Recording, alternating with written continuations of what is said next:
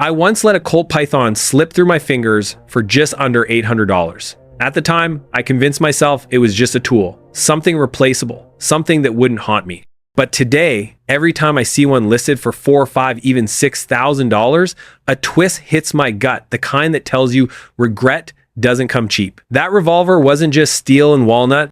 It was history, precision, and value, all rolled into one magnificent package, and I let it go. Since then, I've learned a harsh truth. Some revolvers should never be sold. Not for money, not for space, not even for sentiment. Once they're gone, reclaiming them is almost impossible or painfully expensive. And that's exactly why today, we're counting down 10 revolvers you need to think twice, maybe 3 times, before ever parting with. These aren't just guns, they're legends, heirlooms, icons. Whether you're a seasoned collector or a curious newcomer, this list will expand your understanding of what defines a high-end revolver. Own one and hold it close, because letting it go might be your biggest regret. I used to glance at the Ruger Redhawk and shrug. Bulky, overbuilt, heavy. Not the elegance of a Colt Python or the refined lines of a Smith & Wesson. But that assumption vanished the day a friend handed me his pre-warning .44 Magnum Redhawk at the range. The moment I held it, I realized I had completely underestimated this beast.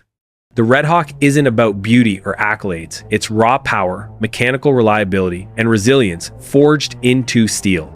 Engineered to handle full Magnum loads without flinching. Its massive frame absorbs recoil like a sponge, far more shootable than its size suggests. Early models, particularly those with no barrel warnings or lower serial numbers, are now collector gold. Once overlooked as mere hunting tools, these revolvers are climbing in status as enthusiasts seek the all-original, clean examples. Holding one feels like meeting a grizzled old gunsmith, unpolished, unapologetically rugged, yet supremely dependable. The Redhawk may not turn heads with elegance, but it commands respect. Walk into any serious firearms museum and you might find it under glass, spotlighted, admired for its brute yet precise engineering. Its market is growing quietly, steadily, because collectors are beginning to recognize that reliability and toughness have their own form of beauty.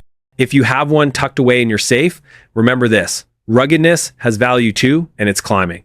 When I first laid eyes on a Colt Patterson, I didn't just see a firearm. I saw a revolution in the palm of a hand.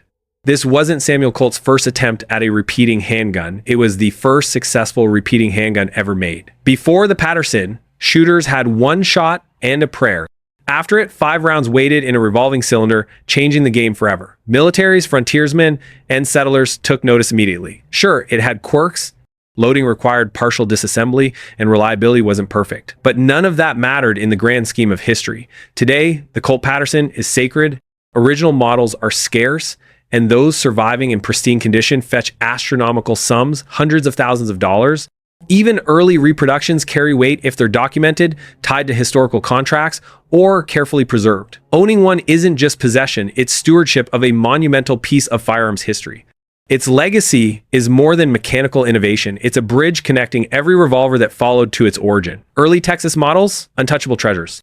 Original grips, factory packaging, provenance papers. These aren't collectibles. They're holy relics for enthusiasts. Holding one is like touching the dawn of modern handguns. And if you somehow come across an original, never sell it. You don't own it. You're merely the caretaker of history, tasked with preserving a milestone that redefined what a handgun could be. A friend once sold his Ruger 3-row Blackhawk for $450, claiming it was just collecting dust in a safe. A year later, I watched him chase that exact same model at a gun show for over $1,000. He didn't flinch, just shook his head and muttered, "I shouldn't have sold it." And he was right. The 3-row Blackhawk isn't just another revolver. It embodies Ruger's no-compromise philosophy, the kind of engineering that prioritizes reliability, strength, and honesty over flash. Pre-1973 models, before the safety conversion, had that crisp 4-click action reminiscent of Colt's Single-Action Army. The lines were cleaner, mechanics simpler, and the soul of the gun more honest. Original grips, bright bluing, classic case hardening. These elements aren't just aesthetic, they're a declaration of authenticity. Ruger updated internals in later models for liability reasons, but collectors crave the originals. They're low-key gold mines, quietly climbing in value with each passing year. Owning a 3-row Blackhawk isn't about showing off. It's about respect for craftsmanship, history, and the kind of rugged performance that refuses to bend. If you ever get the urge to sell one, ask yourself, how often does a revolver like this return once it's gone? It's not just a sidearm. It's a statement, a piece of legacy that quietly commands reverence in the collector world. When Clint Eastwood drew his Smith & Wesson Model 29 in Dirty Harry, he didn't just deliver a line, he ignited a cultural phenomenon. Do you feel lucky, punk? Echoed far beyond the silver screen. Before that film, the .44 Magnum was respected but niche, known mostly to handgun hunters and enthusiasts. Afterward, it became iconic, a symbol of raw power and cold, calculated intensity. Gun store shelves emptied, collectors and shooters alike scrambled, chasing that cinematic aura. The Model 29 isn't a gimmick. Its heavy frame, exquisite blued finish, and precise mechanics make it a powerhouse, both on paper and in practice. Early pinned and recessed models are especially coveted, and if you have one with target grips, adjustable sights, and the original wooden presentation case, you're holding a legend. These revolvers aren't just collector items, they are tangible connections to a moment when Hollywood and firearms culture collided, creating an enduring mythos. Owning a pre-lock Model 29 is like holding a time capsule. It carries the aura of rebellion, authority, and artistry.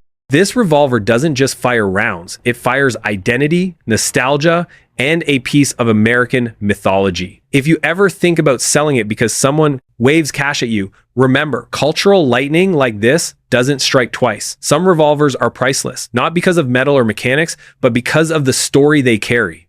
And this is one of them. If you wore a badge in the 1960s or 70s, chances are you carried a Smith & Wesson Model 19. It wasn't the biggest or flashiest revolver, but for many, it was the perfect balance of power and practicality, the thinking man's sidearm.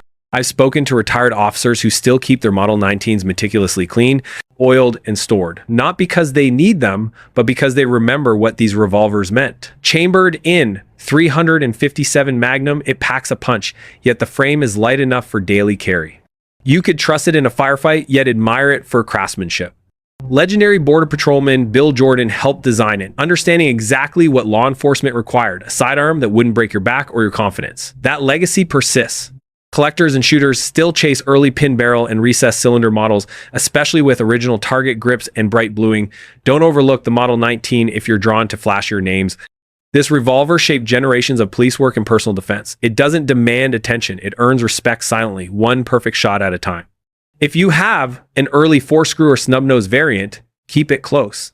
This is more than a tool, it's a witness to duty, to history, and to the quiet, unassuming power of a well-engineered revolver that stood the test of time. There's something about a registered Magnum that turns even casual gun owners into obsessed treasure hunters. Introduced in 1935, this wasn't just the first .357 Magnum, it was a custom-built masterpiece. Every revolver was tailored to the buyer. Barrel length, sight, style, grip type, trigger configuration. Once completed, each came with a registration certificate, a test target, and a promise of perfection. Only around 5,000 were ever made, making them extraordinarily rare today. Finding a complete set gun, certificate, box, tools is like unearthing lost treasure. I've seen collectors pay more for the paperwork than some pay for an entire modern revolver. What makes it desirable isn't just scarcity, it's origin. The registered Magnum launched the era of Magnum revolvers, setting standards in frame design, finish, and functionality decades ahead of its time. Holding one is like touching history, fingerprints of an era when guns were crafted one at a time for a lifetime of service. Owning a registered Magnum is not a casual acquisition, it's a relationship with history itself. Each revolver tells the story of innovation, precision, and timeless craftsmanship. If you have one, never let it go. These guns don't come around twice. They are the beginning of a revolution, the origin point from which all modern Magnum revolvers were born. To part with one is to sever a connection with an unparalleled legacy in firearms history. The Smith & Wesson Model 66. If you happen to own one, give yourself a point right now because this is no ordinary stainless steel revolver. From the first glance, it communicates a sense of balance between elegance and authority, a perfect blend of form and function. It's a modernized descendant of the legendary Model 19, yet it carved its own identity, earning the trust of both law enforcement officers and civilian shooters throughout the 1970s and 80s. What makes it so remarkable isn't just its heritage, it's the way it feels in your hands. The weight distribution is impeccable, giving a sense of precision, whether you're aiming for speed or accuracy. The double-action trigger operates with a smoothness that's almost meditative, inviting you to draw and fire with confidence, while the subtle gleam of stainless steel adds a quiet sophistication, making it feel almost intimate, as if the revolver were made specifically for you, rather than simply serving as a tool. And it's not just performance that makes this revolver so special, it's the collector appeal. Early no-lock models, pin and recess barrels, and factory boxes complete with original grips have become the stuff of legend among enthusiasts. Those details, often overlooked by casual buyers, are what make certain examples priceless in the eyes of collectors. Keep your Model 66 secure in your safe because its value is climbing steadily, quietly, and with good reason. This isn't just a revolver, it's a piece of history, a carefully engineered icon, and an investment that only appreciates in significance with every passing year. Picture this, it's 1916, the trenches of Europe. Mud and cordite choke the air, rats scurry between boots. Sleep is a distant memory. In my hands, I clutch a Webley Mk VI, the Mk VI. Blocky, heavy, and unglamorous. It doesn't dazzle with polish, it commands respect through sheer reliability. 6 rounds of 455. Slow but brutal. Each one a lifeline in the chaos. This revolver doesn't whisper, it speaks thunder. The break-top design was brilliant for its era, and the moon clips years ahead of their time made reloading under fire a practical reality. Every feature, from the British proof marks to the lanyard ring, tells a story of global conflict and human endurance. This revolver isn't just engineering, it's a witness to history, carrying the weight of 2 world wars. Collectors today recognize the significance of original wartime models with matching serial numbers, and their value is climbing steadily. I've held one that came home in a tin box from France, oil-stained and time-worn, and the presence of history is palpable. Owning a Webley is more than having a sidearm. It's holding a tangible connection to a vanished world, a world of grit, smoke, and courage. The Mk VI isn't just a firearm, it's a legacy. A reminder that some revolvers carry stories that cannot be measured in mere bullets. I've sold a few guns in my life, but only one haunts me, my old Colt Python. 6-inch barrel, royal blue finish, smooth as glass, barely fired. I let it go for $800, thinking I could always find another. That was 10 years ago, and I'm still looking. The Python isn't just a revolver, it's mechanical artistry in steel. The lockup is tight, the trigger buttery smooth, and the mirror-like finish of those older blues is unmatched. Colt didn't merely manufacture these revolvers, they hand-tuned them. Gunsmiths spent hours perfecting each one before it left the factory. When production ceased in 2005, prices began creeping upward. Then popular culture intervened. Shows, movies, iconic figures, and suddenly, the Python became legendary.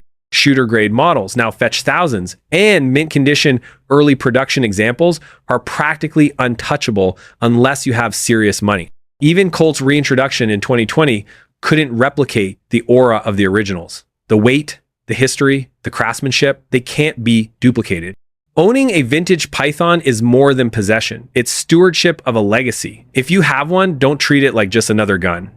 It's an asset, a piece of history, and a decision you'll either cherish or regret for a lifetime, because once it leaves your safe, it might never come back. They called it the gun that won the West, and they weren't wrong. The Colt Single-Action Army isn't just a firearm. It's a legend forged in the dust of frontier trails and the chaos of saloon duels. First adopted by the United States Army in 1873, the SAA quickly became the trusted sidearm of lawmen, outlaws, cowboys, and soldiers alike. Wyatt Earp carried one, Pat Garrett carried one. Every time you pull back that hammer and hear the 4 distinct clicks, you're hearing the rhythm of the American West. Collectors today recognize the SAA as a class apart. First-generation models, especially those tied to cavalry contracts or accompanied by factory letters, can fetch tens of thousands of dollars. Even second-generation guns from the 1950s and 60s are appreciating rapidly, and commemorative editions often rise in value faster than many expect. But the true power of the SAA isn't in the price, it's in what it represents.